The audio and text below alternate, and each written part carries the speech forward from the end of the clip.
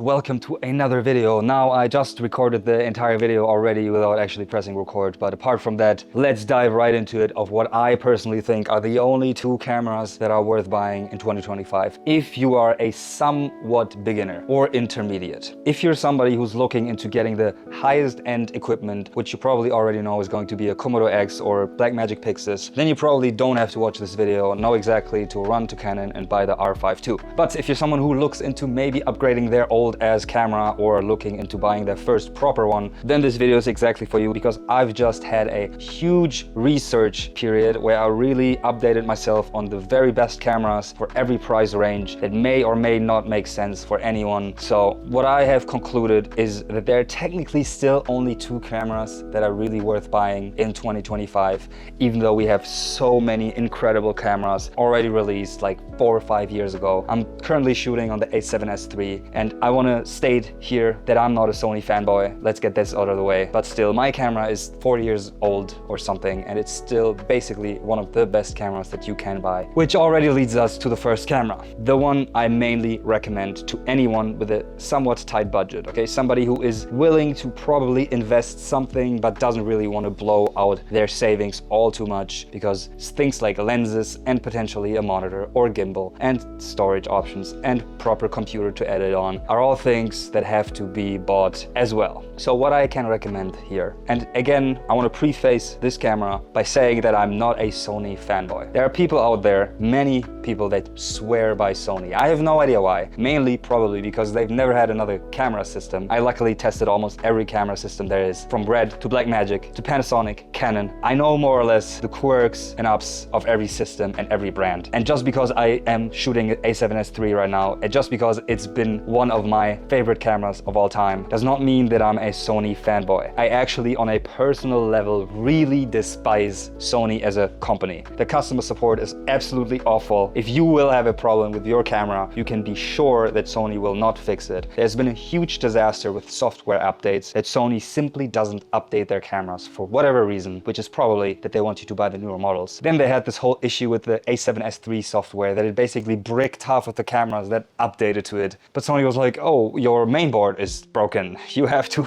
repair it for €2,000, which is the same price as the camera that I will recommend, by the way. Apart from that, Sony has terrible in-body image stabilization, a debate that we might come to later in this video as well. If you think Sony IBIS is good, you have not known what a good IBIS is like. I will tell you later about that. Terrible IBIS, yes, terrible, not good. The color science, in my opinion, is probably the worst I've ever seen. Obviously, on top we have Red, very close to Blackmagic. Below that, very soon, in my opinion, comes Panasonic, and then Canon. They're maybe on the same level. Then you have Fuji and all these other brands. And then maybe you have Sony, bottom of the barrel, terrible skin tones. You always have to correct the crap out of it. At least it doesn't look pleasing right away. But that being said, yes, the one and only camera I can recommend is in fact from Sony, and it is the ZV-E1. Main reason being that it's lightweight, compact, has modern features that the FX3 and A7S III don't even have, and it's very cheap. You can get the body for like less than 2 grand almost, if you're lucky. The A7S III, with which I'm shooting right now, still goes for 3 grand. The FX3 for 3.5 grand, which all do have the same sensor. In case you didn't know that, the ZV-E1, which is by far the cheapest, has the exact same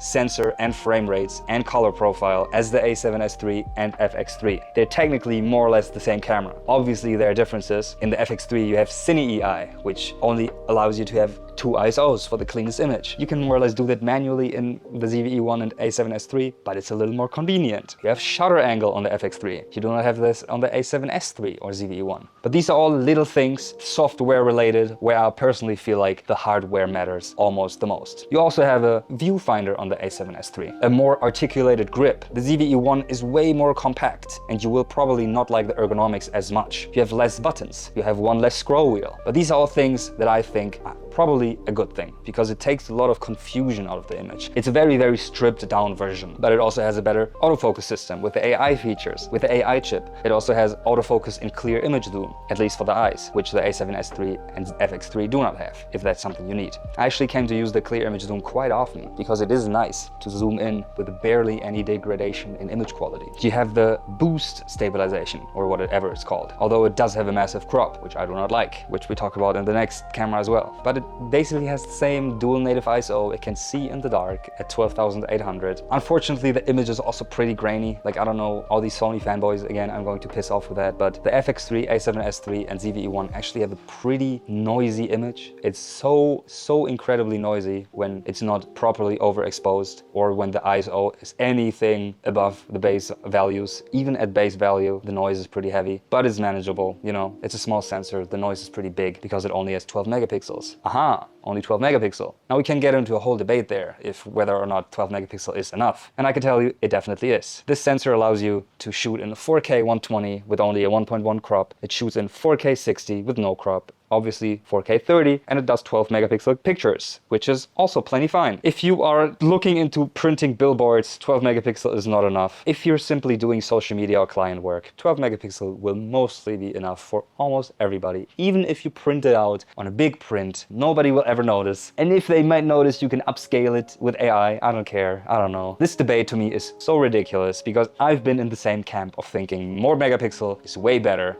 and it's definitely not the case. You do not notice, okay, when there's a big image on the wall that has a 12 megapixel resolution, which is a lot. Most TVs only broadcast in full HD, some even still in 720p. 4K is not that common, which is 8 megapixel. 12 is even more than 4K. In cinema, most movies are in 1080p on a massive screen, and nobody cares. Nobody complains about, hey, I saw a pixel right there. It's very pixelated, bad quality. Nobody ever said that and will ever say that. We have come to a point in the evolution of technology where 1080p full HD is almost enough. The only reason to go for 4K, almost, in my opinion, is to have slight better resolution and be able to crop in. Okay, 1440p full HD or whatever you want to call it is good enough. Even MacBooks don't have a 4K screen. Did you know that? I have the newest model MacBook and it has a 1440p screen. It's all a lie, bro. It's all a lie. You do not need many megapixel. You do not need to export everything in 4K. Instagram doesn't even support 4K. It's all a lie, brother. But if you do maybe want to print billboards, 12 megapixel might not be enough, which almost kind of segues into the next camera, the only second camera I can recommend, which is technically the same camera, almost, as the A7 IV, which has been tried and true and everybody loves it, except me, because I do not really like when in 4K 60 it does an APS-C crop. When I have a full frame sensor, I want every resolution to be able to shoot in the full sensor width, without me having to think about the focal length. Oh, well, this is a 16 to 35, but on APS-C, when I shoot on 4K 60, it is a, what? I don't want that. None of that, okay? I have one focal length that is the same across every frame rate. I don't know if that's too much to ask, but apparently it seems to not bother many people that do shoot on the A7 IV and shoot a lot of video, and there are many people that recommend the A7 IV for video and prefer to the A7S III. But before we get too far down the A7 IV route here, I do not recommend this camera in particular. What I want to say is the Panasonic S5 II is basically the same camera with a better IBIS and better color function and better video assist tools, while being cheaper. It also does 4K 60 as a crop. It does even open gate 6K, so it has a 3x2 sensor and you get a huge image circle for which you can crop in and post to all of your deliverable resolutions. You do not have to shoot vertical and horizontal. All you have to do is shoot in one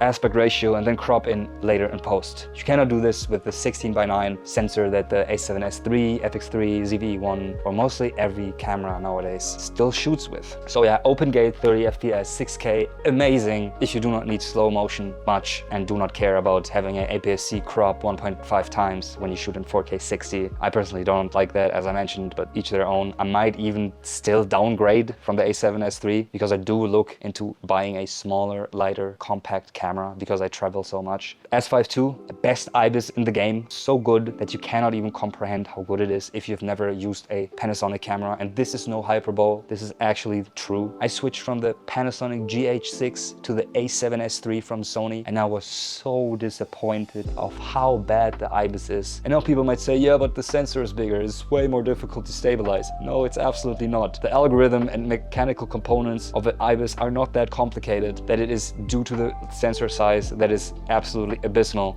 on the Sony systems. The S5 II is a full frame camera and the IBIS is so much better than everything what Sony has ever come up with, okay? If you've only used Sony and think the IBIS is better, you will be blown away how good the IBIS on Panasonic cameras is. I would go as far and say it's almost the #1 reason I would switch back to Panasonic. As mentioned, I shot with the GH5 and GH6 before, which had basically no autofocus, but the image quality, the color science, the IBIS, all made it so much more compelling than Sony or even other systems. Best IBIS in the game, amazing color science, as I mentioned. It's right up here, almost with Blackmagic. I would even say there are many similarities, probably not, but they both look very good. So yeah, and they're very cheap cameras. You can get the S5 II for like 1,300 bucks. And then you have even the option to get the S9, which is the same sensor with all the same shooting options, 6K open gate as the S5 II, but in a way smaller body. And it only costs like, what, 900 bucks new, whatever. It's so cheap, it's ridiculous. And now compare this with the $4,500 Canon R5 II,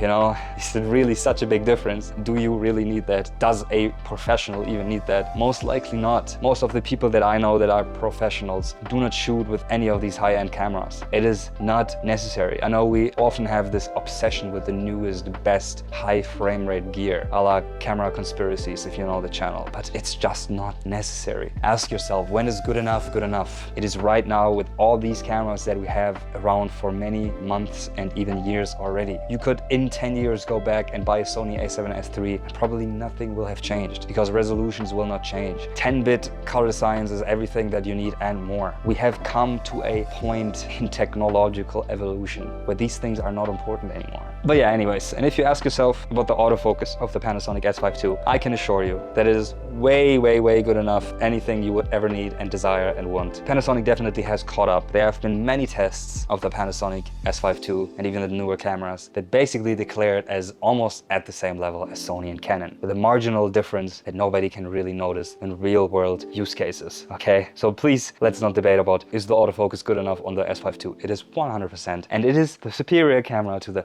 A7 IV. I don't care what anyone else says. Dynamic range is great. It does great high resolution photos. It's got the amazing image stabilization, and yeah, I can almost recommend it more than the ZV-E1 because Sony is still not near and dear to my heart. It's like that hot girl. You really, really, really need her in your life, but you don't want to at the core of your heart. So yeah, guys, I hope you liked this video. I hope this can give you a little bit more of a direction of which camera to buy if you're an intermediate or beginner when it comes to videography and maybe photography. This is all I can tell you right now. You can comment what you think is the best camera in today's day and age at this price range of 1,000 to 2,000 bucks. So leave a subscription if you want to. Might do more content, not entirely sure on that. But apart from that, have a good one. Let me know what you buy.